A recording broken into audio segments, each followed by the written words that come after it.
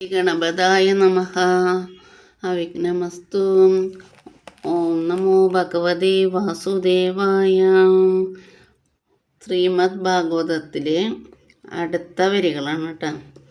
അവതീര്യയേതോർവം ചേ ഭഗവാൻ ഭൂതഭാവനഃ കൃതവാൻ യാനി വിശ്വാത്മാ താനി നോ വദ വിസ്തരാത്.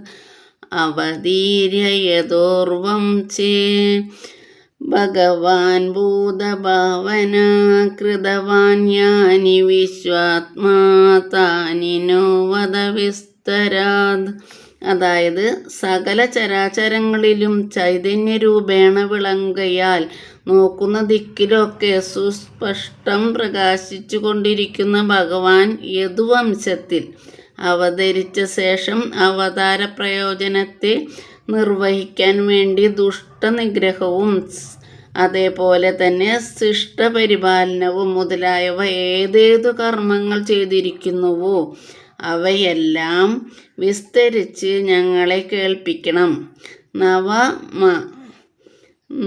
അതേമാതിരി കാര്യങ്ങളൊക്കെ ചുരുക്കി പറയുന്നതിൽ എനിക്ക് തൃപ്തി വരുന്നില്ല എന്നും അത് വിസ്തരിച്ച് പറയണമെന്നാണ് പറഞ്ഞേക്കണത്.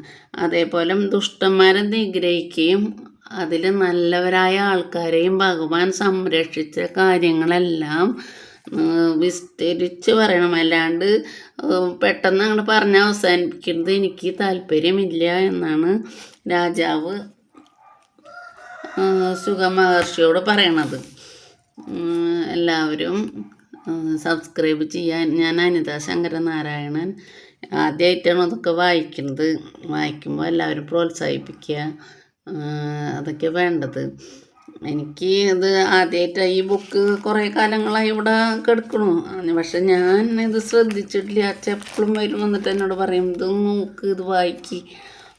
അതൊക്കെ ഇപ്പോഴൊന്നും വേണ്ട. ഒരു 70-70 വയസ്സൊക്കെ ആവട്ടെ. ഇപ്പം എനിക്ക് 56-57 വയസ്സാവാൻ പോകും.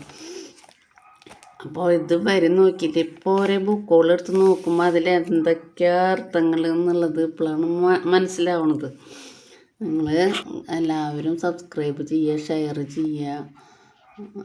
ഞാൻ അനിത ശങ്കരനാരായണൻ.